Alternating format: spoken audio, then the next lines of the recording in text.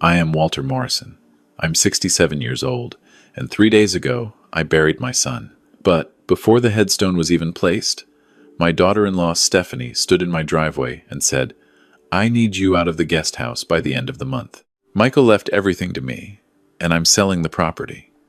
I just nodded, loaded my toolbox into my old pickup, and drove away. She thought I was just a broke retired janitor who'd been living off my son's charity. She had no idea what she'd just done. Because 48 hours later, she didn't get a buyer for the house. She got a visit from the Portland Police Department. But before I tell you how I dismantled her lies piece by piece, please let me know in the comments where you're watching from. And if you believe that justice always finds a way, please like and subscribe to this channel. The rain was coming down hard at Riverview Cemetery. That's Portland for you, even in August. I stood there watching them lower my boy into the ground, and I couldn't stop my hands from shaking. Michael, 38 years old, gone. Accidental fall down the stairs, the police report said. My son, who'd climbed mountains, who'd hiked the Pacific Crest Trail twice, who never missed a step in his entire life, just fell down his own stairs and broke his neck. My mind couldn't make it fit. Around me, people were crying. Michael's co-workers from the engineering firm. Our neighbors from the old days when he was growing up in southeast Portland. Mrs. Chen from the corner store brought flowers. These were good people sharing this impossible grief with me. And then there was Stephanie. My daughter-in-law stood under her designer umbrella, checking her phone. She wore a black dress that probably cost more than my monthly Social Security check, and sunglasses so big they covered half her face. She wasn't crying. I watched her out of the corner of my eye while the pastor talked about God's plan. Her thumbs were moving across her phone screen, texting. At her husband's funeral, she was texting. The service ended. People started coming up to me, hugging me, saying those things people say when there are no right words. I wanted to stay. I needed a moment alone with Michael. But Stephanie grabbed my arm, her manicured nails digging into my old work jacket. "Walter, we need to talk. Now." Her voice wasn't sad. It was irritated, like I was wasting her time. "Let's go. I have an appointment." Back at the house Michael bought 5 years ago in the West Hills, people gathered in the living room. There was food nobody was eating and coffee nobody was drinking. Michael's friends were looking at photos, sharing stories. I sat in the corner, numb, staring at a picture of Michael on his 10th birthday, holding up a model rocket we'd built together in my workshop. One by one, people left. By 6 o'clock, the house was empty except for me and Stephanie. She'd changed out of her funeral dress. She was wearing yoga pants and a tight tank top, her blonde hair pulled back in a ponytail. She looked relieved. "Okay," she said, dropping onto the white leather couch.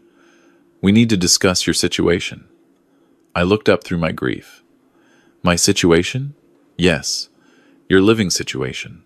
She crossed her arms. "You've been staying in the guest house for what, 6 months now?" "Rent-free. Michael invited me," I said quietly, after I retired. He said he wanted me close. "Well, Michael's gone now." Her voice was flat, businesslike, "and I need to move on with my life. This house is too big for me. I'm selling it." The words hit me like a punch to the chest. "Selling it?" "Stephanie, Michael just died 3 days ago." "Can't we? I've already talked to a realtor," she interrupted. "The market's hot right now. I should get close to 2 million for this place. But I need it empty. That means you need to be out of the guest house by September 1st. That gives you 4 weeks. I stood up, my knees aching. "Stephanie, this is Michael's home. Our home. He loved this place." She actually laughed. It was a cold, sharp sound that didn't belong in a house of mourning. "Your home? Walter, let's be real here. You're a retired school janitor living in a guest house. Michael felt sorry for you. He was supporting you out of pity. But I'm not going to carry that burden." She walked over to the kitchen counter and pulled out a folder. She slapped it down on the coffee table. "Michael left a will. I'm the sole beneficiary. The house, his 401k, his life insurance, everything. It's all mine now." I picked up the papers with shaking hands. I saw the legal language, the signature at the bottom that looked like Michael's, but something about it felt wrong. The M was too round. He wouldn't do this, I whispered. He wouldn't cut me out completely. Oh, please, Stephanie scoffed. You barely had a relationship. He visited you on holidays out of obligation. This is my house now, and I'm making the decisions. So, 4 weeks, Walter. Pack your things. And if you're not out by September 1st, I'll have the police remove you for trespassing. I just stared at her. This woman my son had married 3 years ago. This woman I'd welcomed into our family. She'd waited until the day of the funeral to throw me out of the only home I had left. I looked at the signature on the will. I thought about her checking her phone at the cemetery. I thought about Michael, healthy and strong, supposedly falling downstairs he'd walked up and down 1,000 times. I thought about the lie she'd just told me, that Michael and I barely had a relationship. Something cold settled in my chest. My hands stopped shaking. I stood up straight and looked her in the eye. All right, Stephanie. She blinked, surprised. She'd expected me to beg. All right? Just like that? If that's what the paper says, then that's what it is. I'll be out by the end of the week. Her eyes narrowed. The end of the week? You don't need 4 weeks? No, I said, my voice empty. I don't need 4 weeks. I walked to the guest house and pulled out the green duffel bag I always kept packed for fishing trips up the Columbia River. I loaded it with a change of clothes, my shaving kit, and one small black notebook I always kept hidden under my mattress. Stephanie was standing in the doorway when I walked back out. Where are you going? For the first time, I heard a flicker of uncertainty in her voice. I have things to do, I said simply. Wait, you can't just leave. What am I supposed to tell people? I stopped and turned. I gave her a small, sad smile. Tell them whatever you want, Stephanie. You're very good at that. I walked to my old Ford pickup, threw my bag in the back, and drove away. In my rearview mirror, I saw her standing there, confused and maybe a little worried. She thought she'd won. She thought the old janitor was beaten, driving off into the rain with nowhere to go. She had no idea I wasn't lost. I was heading exactly where I needed to go. I didn't go to a motel. I drove straight to downtown Portland, to the Wells Fargo building on 5th Avenue, 43rd floor.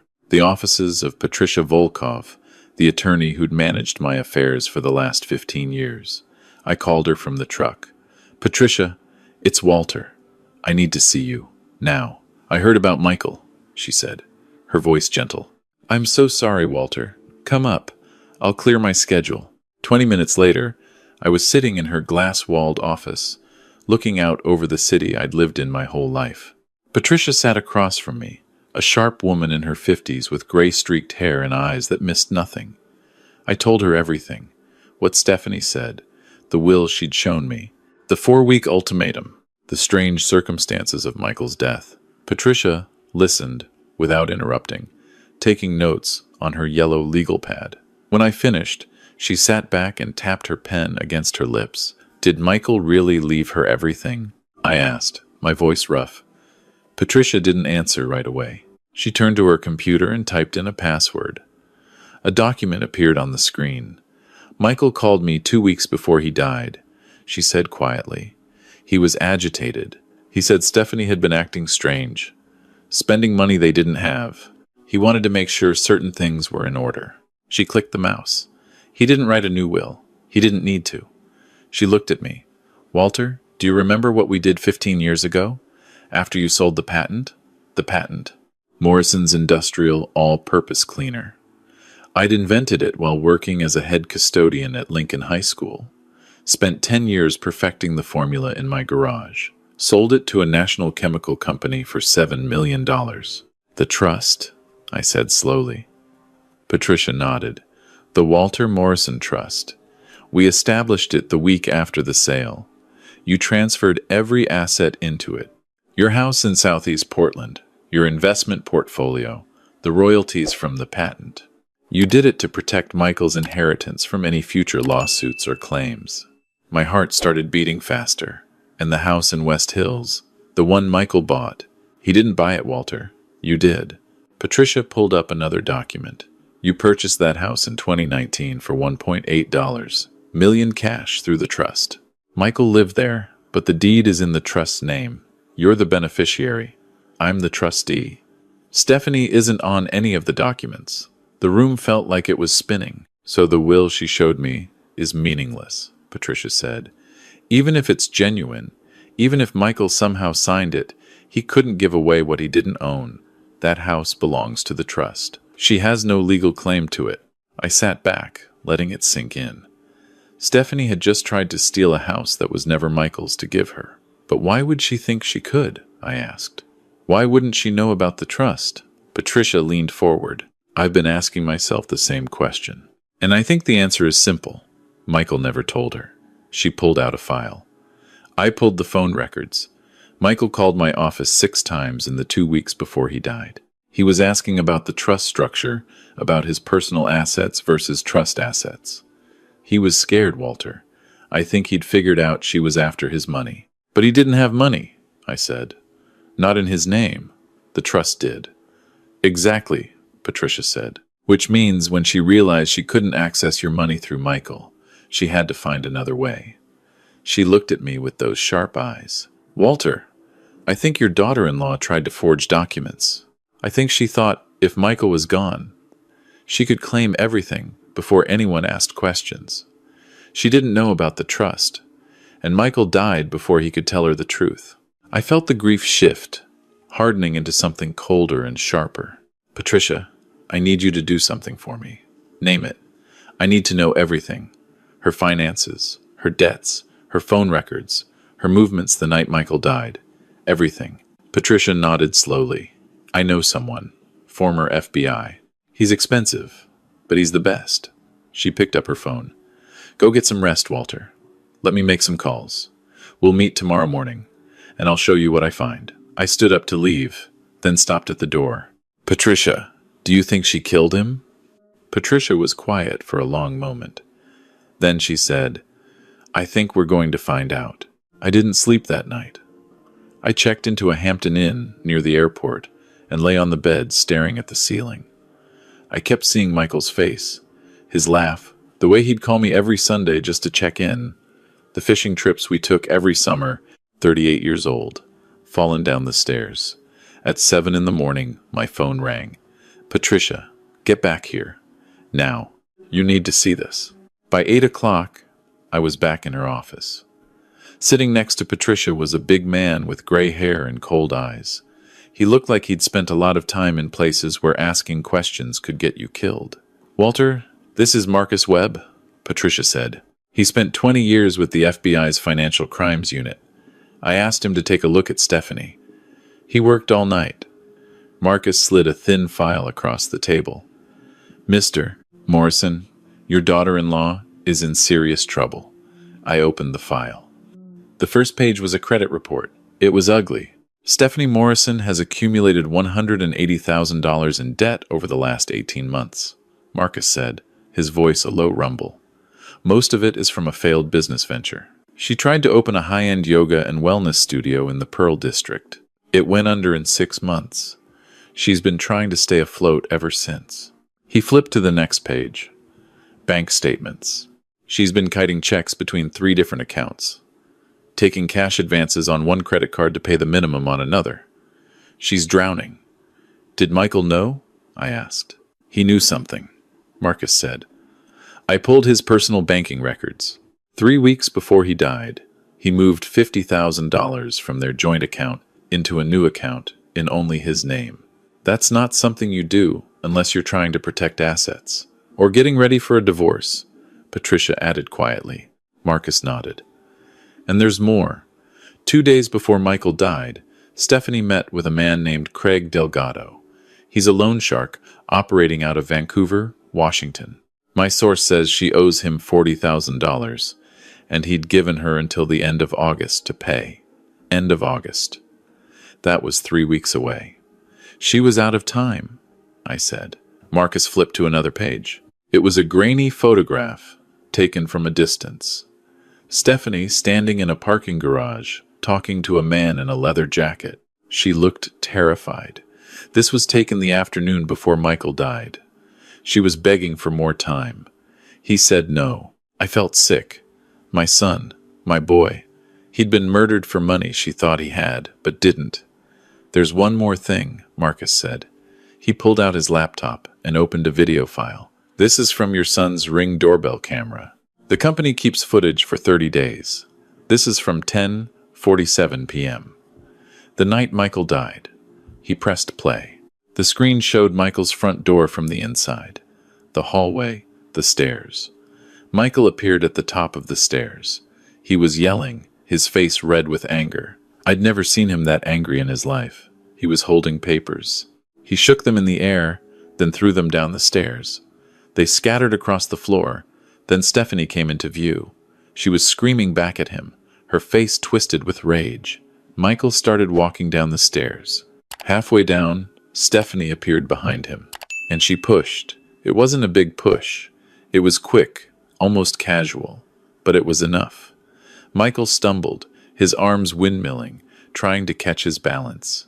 He fell. The sound when he hit the bottom made me want to vomit. He didn't move. Stephanie stood at the top of the stairs for 5 seconds, staring down at him. Then she pulled out her phone and dialed. The video had no sound, but I could read her lips as she started crying, started acting. 911. "My husband. He fell. Please help." Marcus closed the laptop. The room was silent. Patricia's hand was over her mouth. "The police called it an accident," Marcus said quietly. "They saw a woman in hysterics. A man at the bottom of the stairs. They never thought to check the Ring footage because she never gave them access. She deleted the app from her phone the next morning. But she didn't know the footage was still on the company's servers." I couldn't speak. I just sat there, staring at the closed laptop. My son, murdered. Murdered by the woman he'd loved, trusted, married. The papers, I finally said, my voice hoarse. "The ones he threw down the stairs. What were they?" Patricia opened another file. "I think I know. Michael had an appointment with a divorce attorney the day before he died. Her name is Linda Fraser. She's in Beaverton. I called her this morning. She confirmed Michael had filed for divorce and had drafted a new personal property document, explicitly leaving his truck, his personal savings, and his 401k to you, not to Stephanie." She slid the document across the table. "This is a copy. Michael signed it in Linda's office at 4 p.m., the day before he died. He took the original home to show Stephanie, to tell her it was over. I looked at the document. My son's signature, clear and bold. Everything he personally owned, he was leaving to me. Stephanie's name was nowhere on it." "So she knew," I said slowly. "She knew he was divorcing her. She knew he was cutting her out. She knew she was about to lose everything. And she had a $40,000 debt due in 3 weeks, Marcus added. She was cornered, desperate, and desperate people do desperate things. Patricia stood up and walked to the window. "Walter, we have everything we need. The Ring footage shows premeditated murder. The financial records show motive. The timeline shows she had opportunity. We take this to the DA's office today." "No," I said. Both of them turned to look at me. "Not yet," I said, standing up. "She tried to take my son's home. She tried to throw me out like I was nothing. She called Michael's love for me pity. She stood at his funeral and checked her phone. She doesn't just deserve jail, Patricia. She deserves to know exactly who she tried to play." I looked at Marcus. "Can you keep watching her?" He nodded. "Every move." "Good," I said. "Patricia, I need you to send her something. Today, that afternoon, Stephanie was probably measuring the walls in Michael's house, planning how she'd spend her $2 million. She was probably scrolling through vacation websites, planning her escape. The doorbell rang. It was a courier. He had her sign for a large manila envelope, legal documents. She probably rolled her eyes, thinking it was something routine. She opened it. The first page was a formal notice from Patricia Volkov's law firm, informing her that an investigation was underway regarding the validity of Michael Morrison's will and claims of forgery. The second page was a letter from the Walter Morrison Trust, informing her that the property at 2847 Skyline Drive was trust property and was not subject to any claims from Michael's estate. She must have read that 3 times, her hands starting to shake. Trust property? What trust? The third page was a copy of the deed, showing the house was purchased in 2019 by the Walter Morrison Trust. Her name appeared nowhere.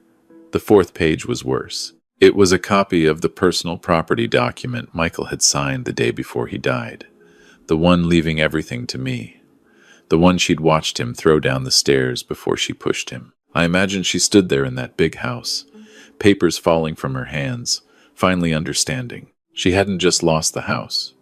She'd killed Michael for money he didn't have, for a house that was never his to leave her, for an inheritance that didn't exist. She'd murdered him for nothing.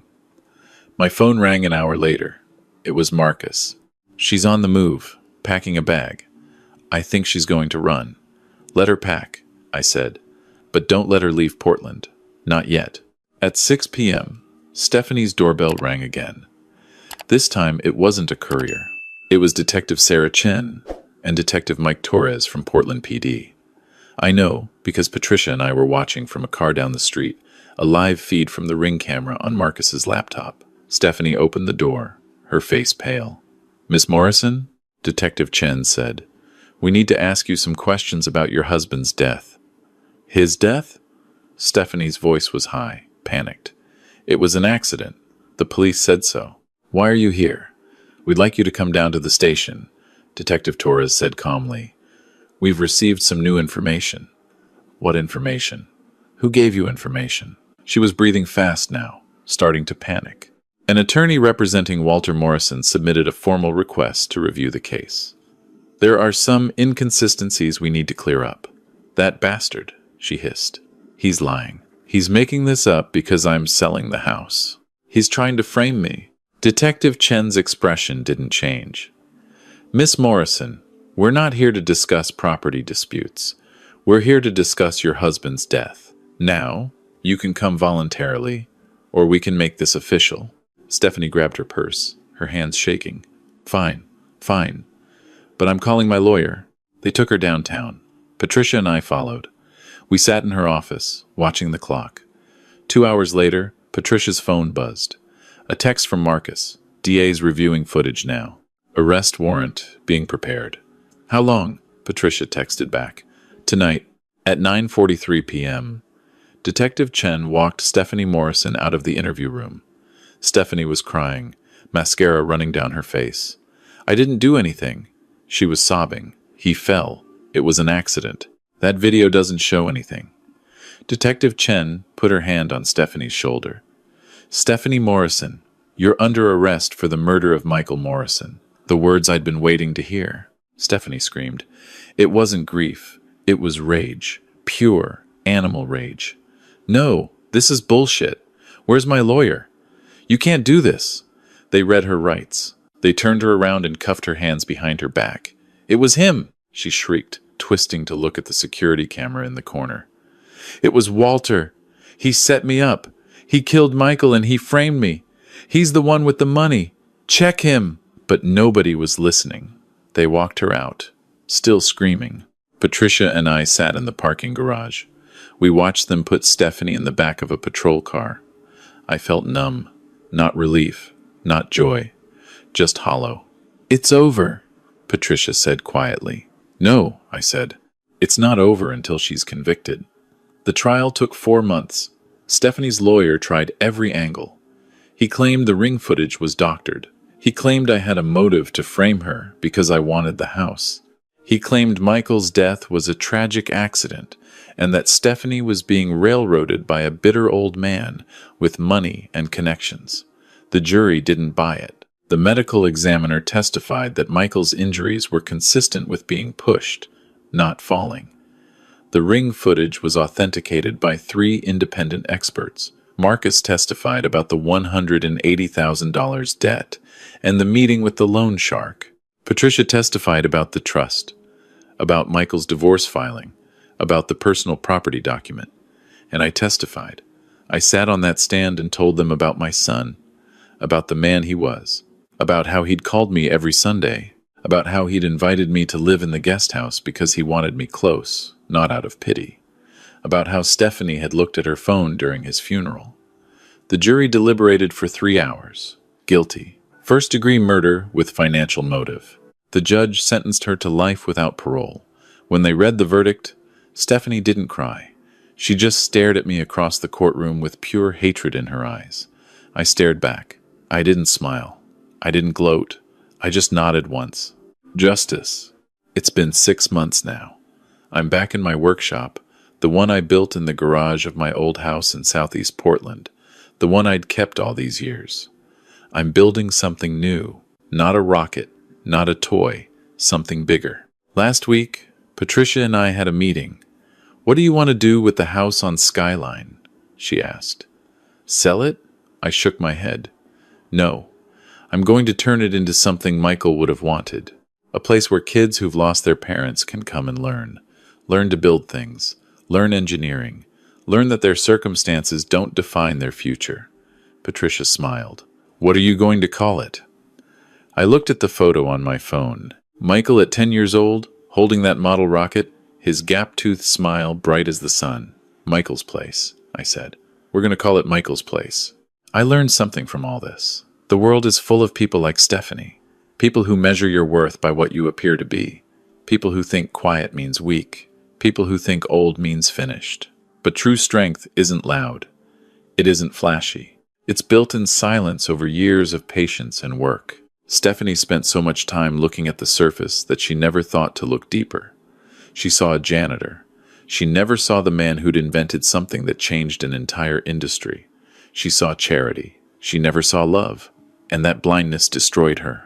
Greed always destroys itself. Always. But truth? Truth just waits. Patient, quiet, inevitable. And when its moment comes, it speaks louder than any lie ever could. Thank you for listening to my story. Now, I have to ask you, what would you have done if you were in my place? Have you ever been underestimated by someone who only saw what they wanted to see? Have you ever waited patiently for the truth to reveal itself? Let me know your story in the comments below. And please tell me where you're watching from. Your stories give me hope. And if this story moved you, please like this video and subscribe to our channel so we can continue to share these journeys together. Because justice isn't just a word, it's a promise. And I intend to keep it.